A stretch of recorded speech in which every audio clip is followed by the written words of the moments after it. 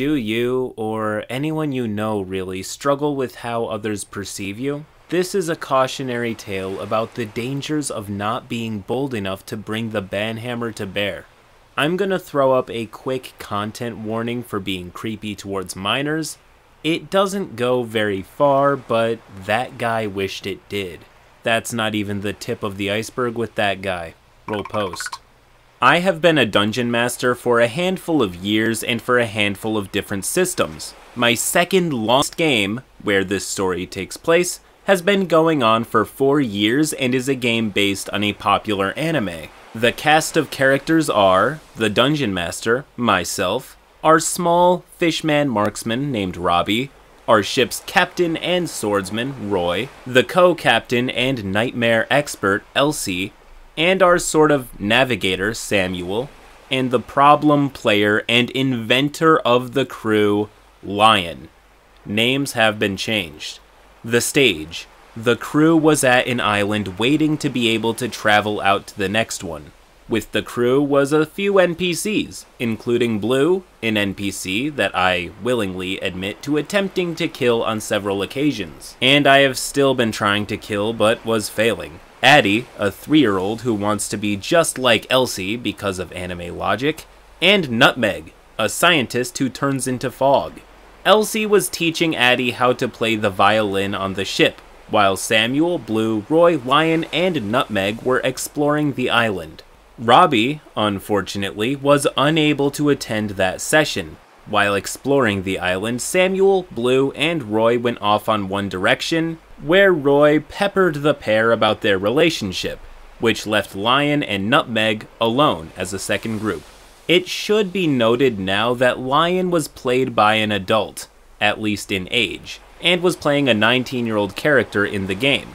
Now, I use Roll20 for the game since all the players are in a different time zone than I am, and this kind of works. It should also be mentioned that the game is strictly through text, but a majority of us hang out in Discord and voice chat to chit-chat during the game. During this point, Elsie, Roy, and Samuel were the only players in the call. Anyways, back to the story.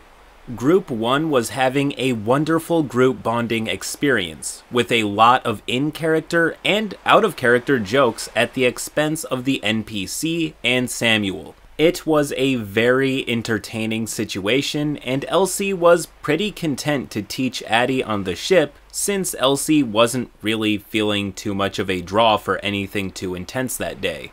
And it worked for me, since I hadn't fully prepared for the session due to IRL things that week. Group 2, which was played through whisper messages, was going in a different direction than I had expected, which I should have known would happen since the entire party had yet to do anything that I expected. The conversation went as follows. Me, Lion, and Nutmeg. You find a strange house with a huge metal door, with several locks on it in the basement. The smell of bleach and other strong metallic scents hang in the air. Lion, out of character. Sounds like a sex dungeon. I have Nutmeg use her abilities to unlock the locks. Me. Nutmeg unlocks the door. The door opens to a large laboratory with tons of chemicals and different gizmos. In one corner is a bed that looks like it hasn't been used in years.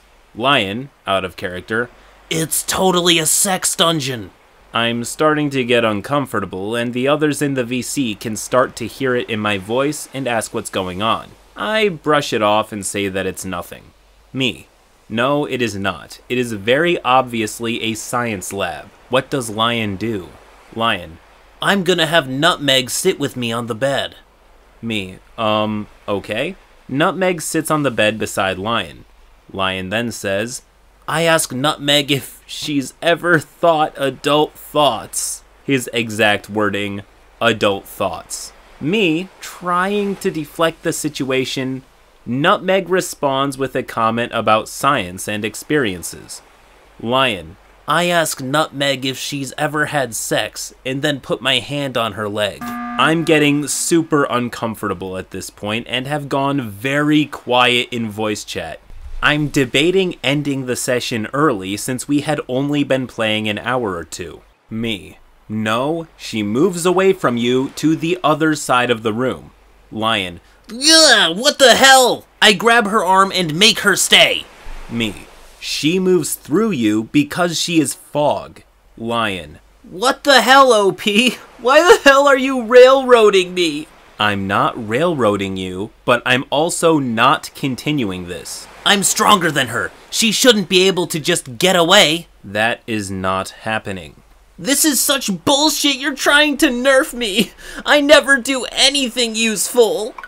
Ah, yes, my friends, the most useful thing one can do. Flail around and freak out with all of the grace of a Discord moderator when he can't have non-con with a prepubescent kid. It's disgusting and creepy. I can already hear many in the comments jumping in though, and saying that the Dungeon Master should have pulled an immediate stop to the game and session on the spot. Well, actually, I agree. If you see something that resembles this, then, by all means, shut it off. But I'm not gonna critique OP for learning this lesson now. Everybody learns how to grow a spine in their own time.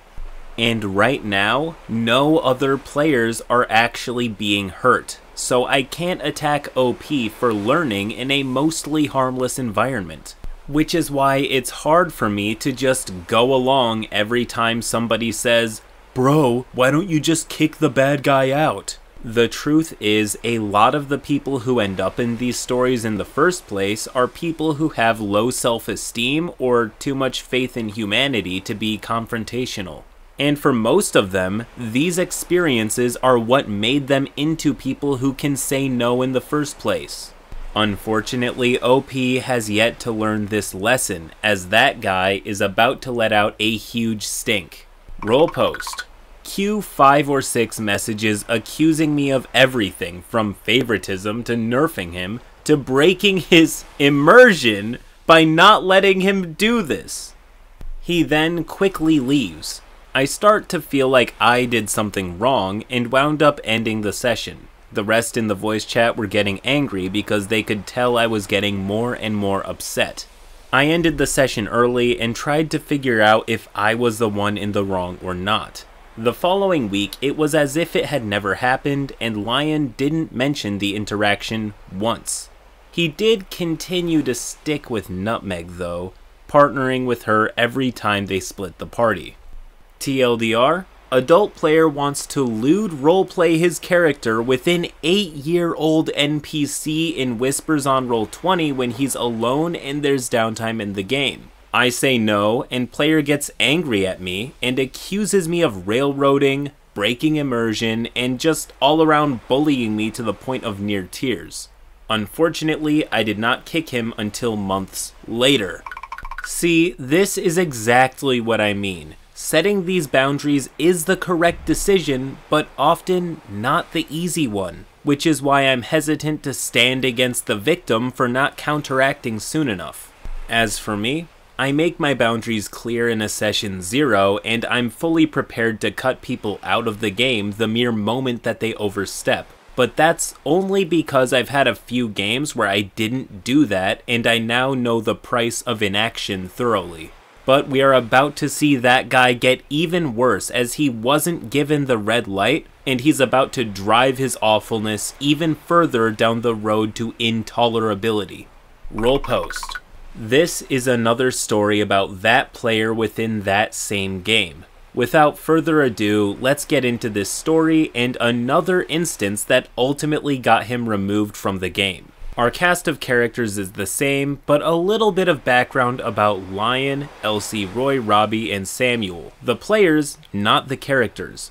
Roy and Elsie live in the same city within a few blocks of each other. Robbie, Lion, and Samuel live in another state together. All 5 have been friends for a while before I met Lion through another game I ran, which holds its own stories about Lion and others. So for the first few years of the game, through lies, Lion told me about the others, and I think lies he told them, I was friendly with the others, but not really friends with them yet. Now they are some of my best friends. Now for the story. The crew had grown with a handful of new NPCs that are not important for the story, aside from the fact that a few were women. They were at an island, trying to figure out what was happening since they had seen henchmen of the big bad evil guy in an area that they wanted to talk to. Read, get answers from. The crew had decided that they wanted to climb the mountain. I can't remember the reasoning why. Lion had a special form he could switch into that made him very fast and ran ahead of the group. The conversation went as follows. Me, are you climbing the mountain or following a trail? Lion, I'm very fast, so I'd be able to stealth and search, spot, and listen. Can I take 10 on climb? Me, it would slow you down.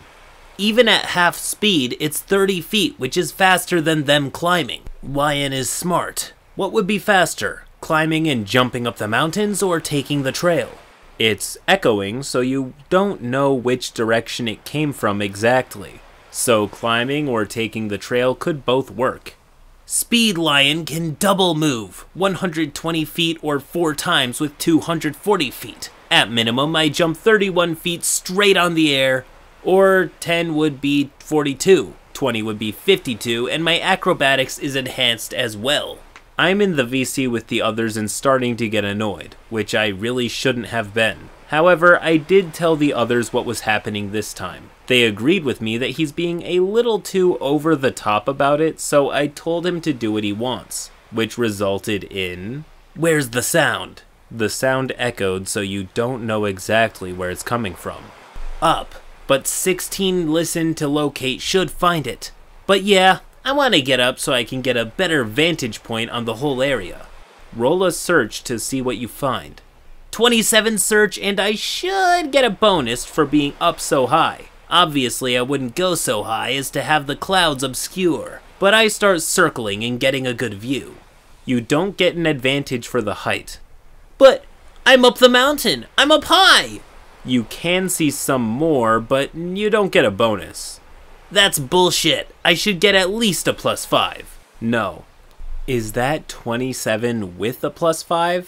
I should get a +5 at least. You're being a really bad dungeon master. Me, choosing to ignore this, you don't see anything out of the ordinary other than Blue heading down a trail alone. Why is Blue away from the group? You don't know. At this point, the rest of the game has paused, with the others asking me what's going on between the two of us since the entire conversation has been going on through whispers on Roll20, which, of course, they cannot see. I was very tempted to share my screen and show them what was happening, but I didn't want to show them all of my notes as well. They're starting to get very annoyed with him since I'm getting more upset the longer this goes on. After a moment to collect myself, I continue with the others while continuing with Lion in the whispers. Lion, I stalk Blue to see what she's doing. She paces down to a cross section by the cave, her weapon drawn before turning and heading back the way she'd come from. I just, observe. She's clearly lost, but I don't remember what she's really doing. Me, as a reminder, you weren't told what she was doing. I know. I'm just watching her since you make me useless. I'm not trying to make you useless. Why don't you go back down to the others? I can do much better on my own.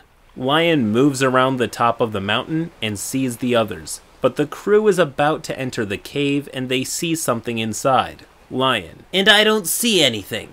Not what they see. You do see them though.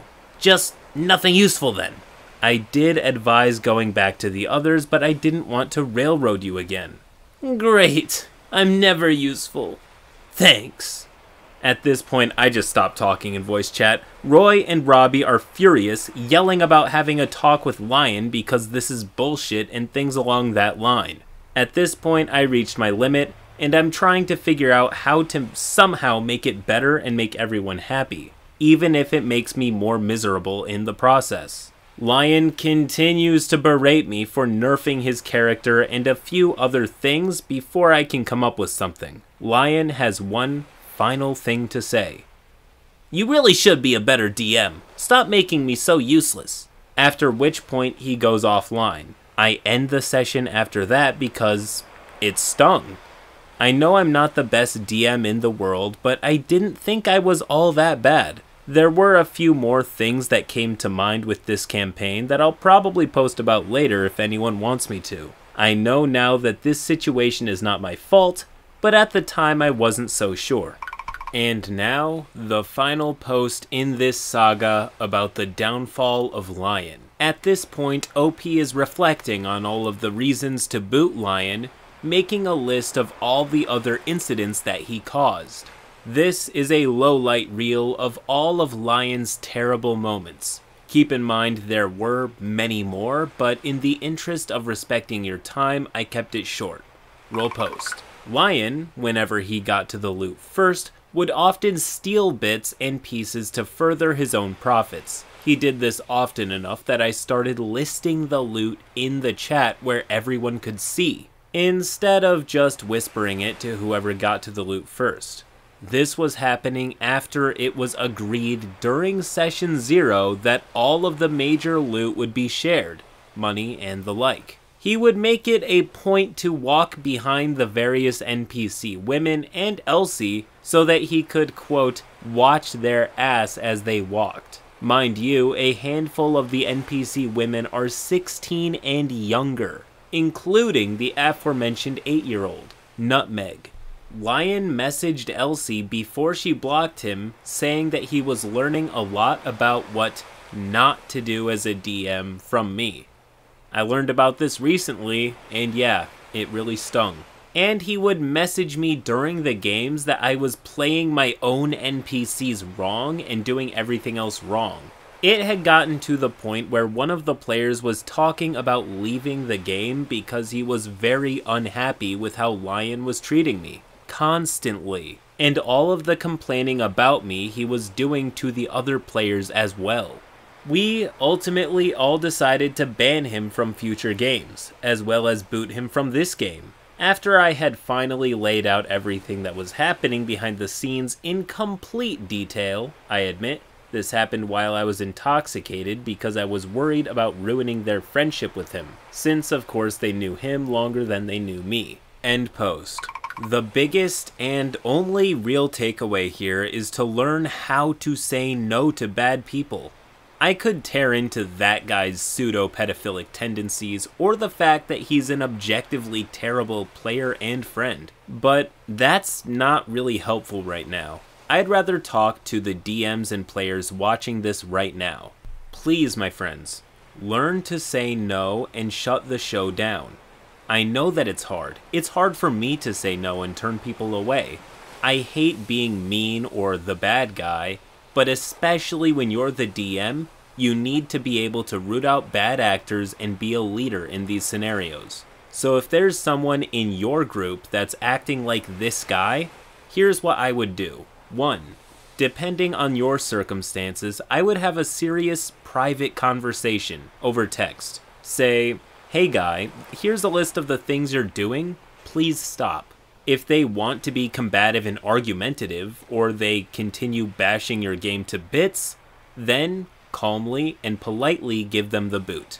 It sounds easier than it is, I know that. I've had to do it a few times myself, and it's never easy, especially when they're a close friend. But getting burnt once is way less bad than ruining a long-form campaign for you and everybody else. With that said, Lion is gone and the group, mostly, lived happily ever after. At least for the most part. Anyways, I have many other tales of D&D horror to my side here. Till next time.